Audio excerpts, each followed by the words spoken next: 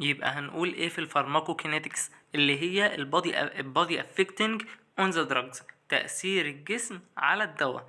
طيب وفي الفارماكودايناميك هنقول دراج افكتنج اون ذا بادي، تأثير الدواء على الجسم. بعد كده هناخد الفارماكودايناميك. اول حاجه يا جماعه، الدواء خلاص اهو، انت بلعت الدواء ونزل في الامعاء، وهو اهو دي جزء من الامعاء وليكن، فعمل حاجه، الامعاء عملت حاجه اسمها ابزوربشن، عملت امتصاص. الامتصاص ده بعدين جه هنا ديستريبيوشن، حصل توزيع في 3 اماكن اهو، زي ما احنا في 4 اماكن زي ما احنا شايفين. فحصل هنا راح للتارجت سايز، التارجت سايز ده اللي هو المكان اللي المفروض يروح له، تمام. فعمل فيه علاج، خلاص عالجه. بعدين في الاذر سايد لا، ما عملش علاج، عمل حاجة غير العلاج، عمل تأثير ضار، تمام. بعد كده هنخش هنا الميتابوليزم بتتعمل في الكبد، عملية الايض يعني، والاكسكريشن بتتعمل عن طريق الكدني، وبعدين تنزل للحالب، وبعدين للمثانة، وبعدين للريكتم اللي هو المستقيم، وبعدين للإنس فتحة الشرج. هنخش بعد كده في الدراج ديفلوبمنت. الدراج ديفلوبمنت اللي هي التطوير الأدوية. طورنا الدواء ازاي؟ عن طريق اكتشاف الأدوية، دراج ديسكفر، اكتشفنا الدواء. بعد ما اكتشفنا الدواء عملنا دراج سكرينج اللي هي فحص للدواء. بعد ما عملنا فحص للدواء جربناه على الانيمالز، وبعدين جربناه على الهيومن. بعد كده هناخد الاكسبنتنس اللي هي الاكسبنتنس دي بقى اللي هو الغلاف اللي حوالين الدواء. دي مواد كيميائية ما هيش فعالة، بس هي بتضاف إلى بعض الدواء على طريق جرعات فموية. دي يا إما بتبقى مادة بندر أو مادة اللي هي مفتتة أو منكهة. إزاي؟ قلنا ان هي ديسنتجريت. يعني ايه ديسنتجريت؟ اللي هي بتساعد على ان هي تعمل دامج او تعمل ديسنتجري، تفتيت يعني.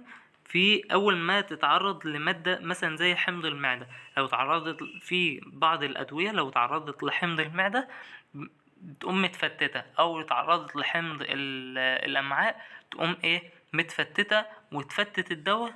يعني مش تفتته ان هي تبوظه، لا، تفتته عشان الجسم يعرف يعمل له ابزوربشن. طب في البندر بيعمل ازاي ربط؟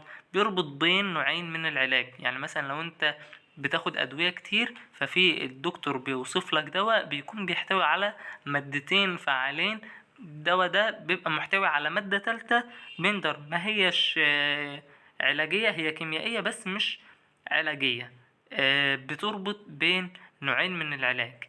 وكمان فلوفرينج مادة منكهة، بتبقى ساعات بعض الأقراص بتبقى طعمها وحش، فبيغطيها بمادة منكهة كده من بره. المادة دي ما بتتحللش إلا في حمض المعدة أو في حمض الأمعاء، وكده استفدت منها. وكمان ترضى تاخد الدواء بالذات لو هو الأطفال، عشان الطفل لو حس ان الدواء طعمه سيء هيرفض ياخده مرة تانية، واحتمال يرجعه في المرة الأولانية. بعد كده هناخد الدراج أسماء الأدوية، يا إما كيميكال يا إما جينيريك أو طرد. نبدأ ناخدهم بالتفصيل. الكيميكال نيم، الكيميكال ده يا جماعة ده الاسم الكيميائي، والجينيريك ده اللي هو الاسم العلمي الرسمي يعني، والطرد ده اللي هو الاسم التجاري. طيب افرق بينهم ازاي؟ بقولك اهو، هو usually و difficult، يعني هو طويل ومعقد، زي المثال ده، يعني مثال طويل. الجينيريك نيم بقى ده الاسم الطبي الميديكال للدواء. وكمان هو العالمي السيم وورلد، ده الاسم المعروف عالميا. وكمان فريز اكتيف، بيأثر، يشير اللي هو المكون النشط، المكون النشط اللي جواه، مثلا زي الاسبرين بيدل على ايه اللي جواه اللي هو الاسبرين. طيب والباراسيتامول بيدل على ان جواه باراسيتامول، وهكذا. فاللي هو الجينيريك او الاسم العام ده الخط الصغير اللي محطوط تحت الاسم التجاري. الاسم التجاري ده اللي هو بقى البراند او التارد نيم ده الاسم اللي بيبقى بخط ملون على العلبة بتاعة الأدوية، زي مثلا كلمة بنادول مش بتلاقيها مكتوبة بخط لونه أبيض أو أصفر كده على العلبة من بره. هو ده الاسم البراند أو الطرد. طيب الاسم العام أو اللي هو الاسم الطبي الرسمي ده اللي بيبقى مكتوب بخط صغير تحت الاسم التجاري اللي هو اسم الجينيريك. طيب الاسم الكيميائي هتلقاه جوه في النشرة مكتوب بالتفصيل الممل. طيب ناخد ايه هي التارد نيم او البراند نيم. ده بيستخدموه للتسويق، وكمان الشركات هي اللي بتقدمه، تمام، شركات الأدوية. وقد يكون الدواء أصلا ليه كذا اسم، يعني مش ضروري ان هو يكون اسم واحد زي الأسبوسيد والريفو والبنادول. البنادول ده 100 شركة عاملاه بنفس المادة الفعالة ليه كذا اسم وكذا شكل علبة، مثلا بنادول، بارامول، باراسيتامول، وهكذا. بعد كده هناخد ايه هو الدواء الوهمي. باختصار شديد عشان الكلام ده كتير، الدواء الوهمي ده دواء بدون مادة فعالة بيستخدم للتجارب او التأثير النفسي، تمام. يعني ايه؟ اللي هو inactive substance used for physiological effect او research. يعني ايه physiological effect او research؟ اللي هو التأثير النفسي او التجارب المعملية، تمام. ناخد بقى في العلاج النفسي، تمام، وفي التقييم الأدوية الجديدة. ده النوعين اللي بيستخدم فيهم الدواء الوهمي اللي هو البليسبو. بيأثر أول حاجة على المريض النفسي اللي هو الثيرابيوتكس.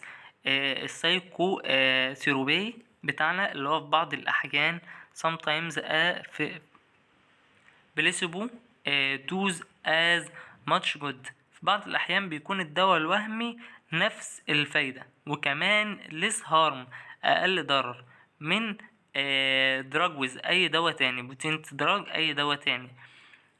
وهو كمان قوي وسيريوس توكسيك افكت زي آثار سمية خطيرة. بقولك ان العلاج النفسي ده في بعض الاحيان بيكون للدواء الوهمي نفس الفايدة واقل في الضرر من دواء قوي زي آثار سمية خطيرة. يعني ما بيديش آثار سمية، يعني هو الخلاصة ان هو مفهوش حاجة جواه يدي سمية للبيشنت اللي بياخده، تمام. فبيعالج نفسيا. تاني حاجة ان هو بيعمل ايفالويت، بيقيم لك نيو دراجز الأدوية الجديدة ازاي. avoid false consumption اللي هو بيتجنب الاستنتاجات الخاطئة. عشان ايه؟ عشان يميز بين التأثيرات الدوائية للدواء والتأثيرات النفسية اللي هي، يبقى هو بيعمل ديستنجيوش، بيميز بين الفارماكودايناميك بتاع الدواء اللي هو التأثيرات الدوائية الفسيولوجيكال افكت اللي هي التأثيرات النفسية، عشان يعرف الميديكيشن ده هل فعلا بيأثر ولا لا. زي ما انتم شايفين كده في الصورة، لو كبرناه شوية الدواء اللي فوق ده الدرج الأصلي، ده الدواء الأصلي، واللي تحت ده اللي بيختبر بيه البيشنت. فهل يقوم راح قايل للبيشنت ايه؟ خد واحدة من دي الصبح وواحدة من دي مثلا العصر. فلو لقى على البيشنت نفس التأثير يبقى الدواء ده فاشل، تمام. لو لقى تأثير الدواء غير تأثير الدواء الوهمي يبقى الدواء ده أثر بشكل صحيح. طيب في حاجة كمان مميزة في الدواء الوهمي، ان هو اما بتديه الانسان والانسان مقتنع ان هو زي الاصلي او هو الاصلي وما يعرفش ان هو اصلا وهمي، فيبدأ يخلي العقل يقوم راح قايل للجسم ايه؟ اعمل افرازات. وكده تكون خلاص خلصت محاضرة النهاردة. نعمل عليها تيست سريع كده. بقولك في السؤال الأول which name is the official medical name. ده دواء بيقولك ان هو ايه الاسم الطبي الميديكال نيم الرسمي للدواء الاوفيسيال. زي هنقول ايه هو؟ هتبقى الإجابة لجينيريك نيم، الاسم ماشي، يبقى هو الاسم العام. يبقى احنا قلنا ايه هو الاوفيشال ميديكال نيم؟ هو الاسم الرسمي الطبي. معلش بعتذر كنت قرأتها غلط. ايه هو الاوفيشال ميديكال نيم؟ هو الجينيريك نيم، الاسم العام. تمام. بعد كده يعني طب نشوف الاختياري. بيقول لك هنا كيميكال نيم. لا، الكيميكال نيم ده الاسم اللي بيبقى طويل لونج ومعقد، زي مثلا المثال اللي كان موجود. التارد نيم ده او البراند نيم هو هما نفس الاختياري يعني. ده الاسم التجاري اللي بتعمله الشركات. السؤال التاني بيقولك البنادول البنادول ده يبقى ايه؟ البنادول ده الاسم التجاري التارد نيم. تمام. او ممكن يقولك البراند نيم، الاسم برضو التجاري. تمام. رقم 3 الانسولين. آه هو ايه الانسولين ده؟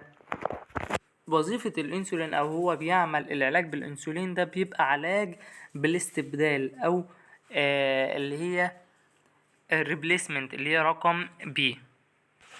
يبقى الإجابة بتاعتنا replacement. يعني ايه replacement؟ يعني تعويض. يبقى عرفنا ايه هي الحاجات اللي replacement. نتذكر كده كان في 3 حاجات، يا اما انسولين او الليفوسايروكسين بتاع نقص هرمون الغدة او بتاع الانيميا.